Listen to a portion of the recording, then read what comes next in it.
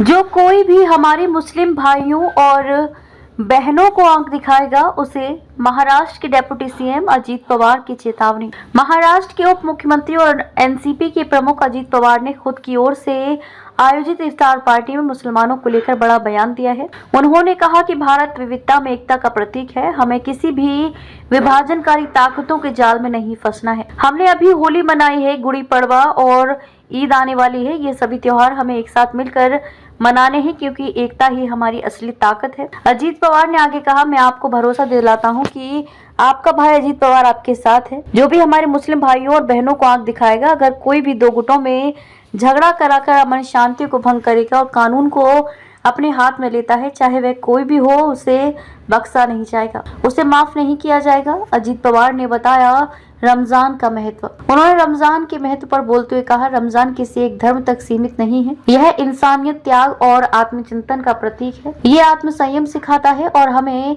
जरूरतमंदों के दुख दर्द को समझने की प्रेरणा देता है। रोजा न केवल शरीर को बल्कि मन और आत्मा को भी शुद्ध करता है। भारत वास्तव में अनेकता में एकता की मिसाल है। आपको बता दें कि पवार की इस प्रतिक्रिया को सहयोगी पार्टी बीजेपी नेता नीतीश राणे के बयान पर करारा जवाब माना जा रहा है, जिससे राजनीतिक गलियारों में चर्चाओं का दौर तेज हो गया है, खासकर तब जब महाराष्ट्र में सांप्रदायिक हिंसा कई जगह भड़क रही है। क्या था नीतीश राणे का बयान? बीजेपी नेता नीतीश राणे ने हाल ही में कहा था कि छत्रपति शिवाजी महाराज की सेना में एक भी मुसलमान नहीं था। अजीत पवार से राणे की इस टिप्पणी के संबंध में सवाल किया गया तो उन्होंने कहा कि नेताओं को ये ध्यान में रखना चाहिए कि उनके द्वारा सार्वजनिक रूप से दिए गए बयानों से सांप्रदायिक तनाव पैदा न हो। अजीत पवार का ये बयान उस वक्त आया है जब महाराष्ट्र में माहौल गरमाया हुआ है।